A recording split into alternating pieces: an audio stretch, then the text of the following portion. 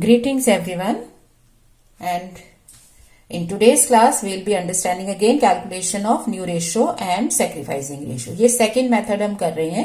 First method हमने last video में समझा था. सेकेंड मेथड क्या है, जिसमें न्यू पार्टनर का share in profit is decided with details. Detail का मतलब यहां पर है कि ये जो उसको शेयर आपने देना है ये कैसे दिया जाएगा, कौन कितना कितना हिस्सा देगा, ये साथ में कुछ ना कुछ डिटेल डिसाइड होती है, जैसे मैंने आपको लास्ट वीडियो में बताया था. अब डिटेल डिसाइड करने के तीन तरीके हैं. एक है कि और कुछ नहीं दे रखा, इसका मतलब ओल्ड पार्टनर सेम स्टेटस पे रहेंगे.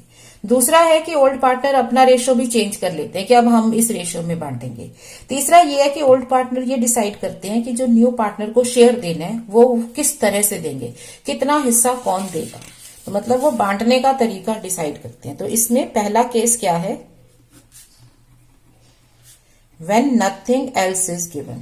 अब nothing else का मतलब है कि न्यू पार्टनर का शेयर दे रखा है और कुछ नहीं दे रखा. इसका मतलब ये हो जाता है कि वो न्यू पार्टनर को तो प्रॉफिट बांट रहे हैं, जो भी उसको शेयर दे रहे हैं, लेकिन अपना रिलेशनशिप वो एज इट इज रखना चाहते हैं. फॉर एग्जाम्पल हमें क्वेश्चन कैसे दिया होगा, A and B are partners sharing profits and losses in ratio 3:2. Okay, वो 3:2 रेशो में अपने प्रॉफिट्स बांटते हैं. C is admitted. C को एडमिट किया है आपने with 1/5 share in profits. C को 1/5 शेयर मिलेगा. Calculate new ratio and sacrificing ratio. तो न्यू रेशो भी निकालनी पड़ेगी, सेक्रीफाइसिंग भी निकालनी पड़ेगी. अब इस केस में क्या है कि A:B जो रेशो गिवन है वो है 3:2. C's शेयर इन प्रॉफिट्स है 1/5. ठीक है, बाकी कुछ नहीं दे रखा. इसका मतलब ये हो जाता है कि जब वो C को 1/5 शेयर किसका, फर्म के प्रॉफिट्स का दे रहे हैं, तो जो प्रॉफिट बचेगा वो ये आपस में इस रेशो में बांटेंगे, क्योंकि इनका आपस में और कुछ चेंज नहीं है. सिर्फ C का नया जो पर्सन आया है उसका शेयर बता दिया, बाकी कुछ नहीं. इसका मतलब बाकी स्टेटस इनका ये है, तो इनका आपस का जो रिलेशन है वो 3:2 ही रहने वाला है. तो इसमें एक एजम्पशन ये हो जाती है कि C को उसका हिस्सा दे दो, ठीक है, और बाकी जो बच जाएगा वो आप A और B को इस रेशो में बांट दो. इसको दो तरह से समझते हैं. ठीक है, सो हम मान लेते हैं कि प्रॉफिट ऑफ द फर्म, कि फर्म का प्रॉफिट है सपोज 1. ठीक है ना, 1 से रेशो निकालनी, इक्वालिटी करनी इजी रहती है. तो रेशो में उसका सपोज फर्म का प्रॉफिट है 1, तो सबसे पहले आप C को उसका शेयर दोगे 1/5, क्योंकि नए पार्टनर को इस शेयर पे लिए. तो अब बाकी कितना बच गया, क्योंकि C को उसका हिस्सा देने के बाद जो बाकी बचेगा वो A और B आपस में बांटेंगे. अब ये बच गया, तो जब आपने C को उसका शेयर दे दिया तो ये आपके पास प्रॉफिट बच गया. ये प्रॉफिट A और B अपने स्टेटस के अकॉर्डिंगली, मतलब जो उनका पुरानी रिलेशन है उसके अकॉर्डिंगली बांट लेंगे. तो A's शेयर इन प्रॉफिट कितना होगा, 4/5 प्रॉफिट बच रहे, तो इसमें उसका शेयर कितना है, 3/5. ठीक है ना, और B का शेयर कितना है, 4/5 into 2/5. So 12/25, 8/25. So new ratio is A:B:C. 12/25, 8/25 C का शेयर कितना था, 1/5. तो रेशो बनाने के लिए आपको इनके एलसीएम लेने पड़ेंगे. तो यहां पे आपने एलसीएम से बेस इक्वल किया तो 12:8:5. ये हो जाएगी न्यू रेशो. ठीक है, तो क्या हमने माना, इसमें हमने ये मान के चले क्योंकि C का शेयर डिसाइडेड है कि C को इतना देना है, तो C को जो देना है वो देके बाकी का प्रॉफिट निकाल लो, तो वो A और B इसी रेशो में बांट लेंगे, क्योंकि उन्होंने अपनी रेशो में तो चेंज किया ही नहीं है, तो वो अपनी इसी रेशो में बांटेंगे और फिर ये न्यू रेशो आ जाएगी.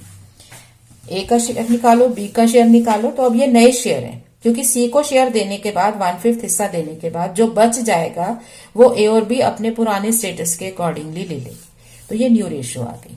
अब यहां पर अगर आपको सेक्रीफाइसिंग रेशो सॉल्व भी करनी है, सपोज आपका क्वेश्चन कह रहा है कि सैक्रिफाइसिंग रेशो सॉल्व करो, तो उसका तरीका क्या होता है आपका, ओल्ड रेशो न्यू रेशो, ठीक है ना। ओल्ड रेशो है 3:2, न्यू रेशो है 12:8:5।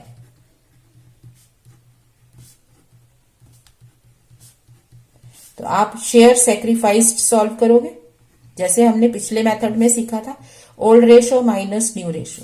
तो ये शेयर निकालोगे और उसके बाद सैक्रिफाइसिंग रेशो सॉल्व कर लोगे। तो 3/5 माइनस 12/25, 2/5 माइनस 8/25 ये आ जाएगा।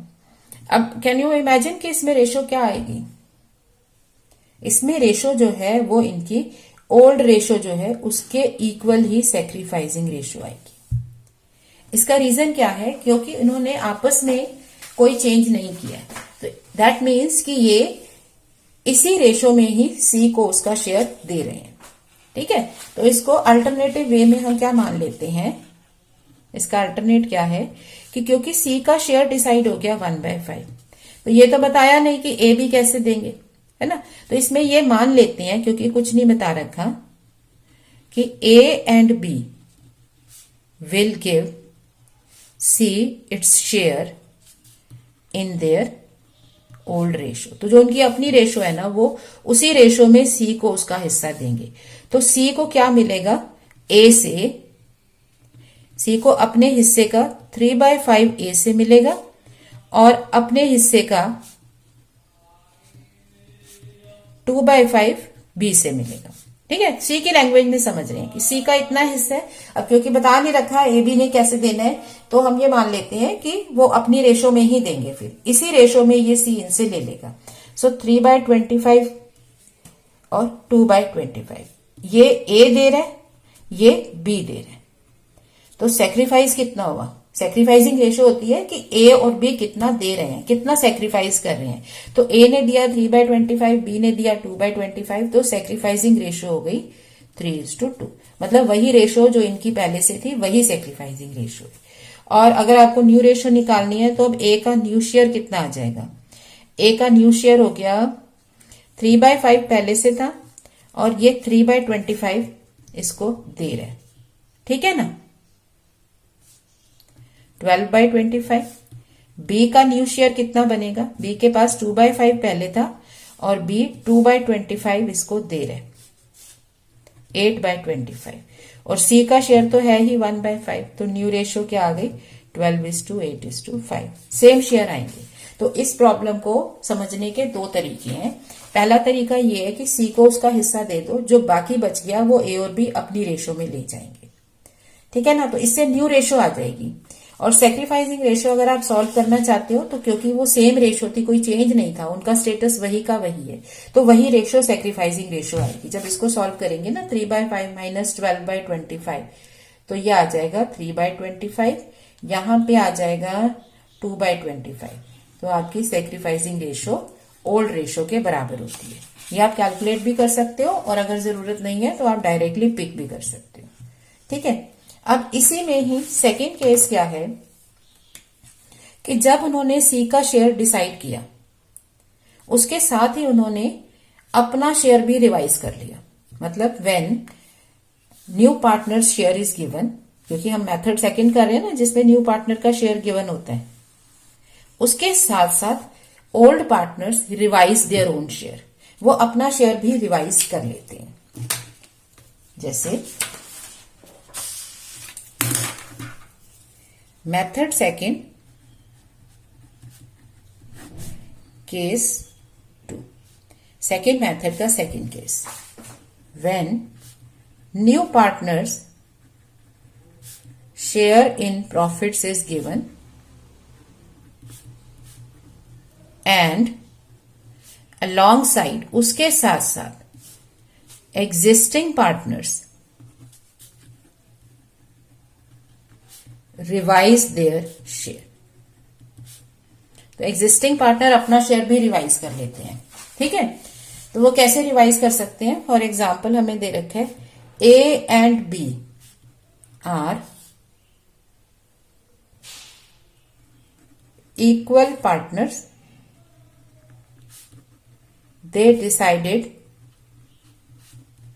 to admit C with 1/5 share and उसको 1/5 शेयर दे रहे हैं एंड ऑल्सो डिसाइडेड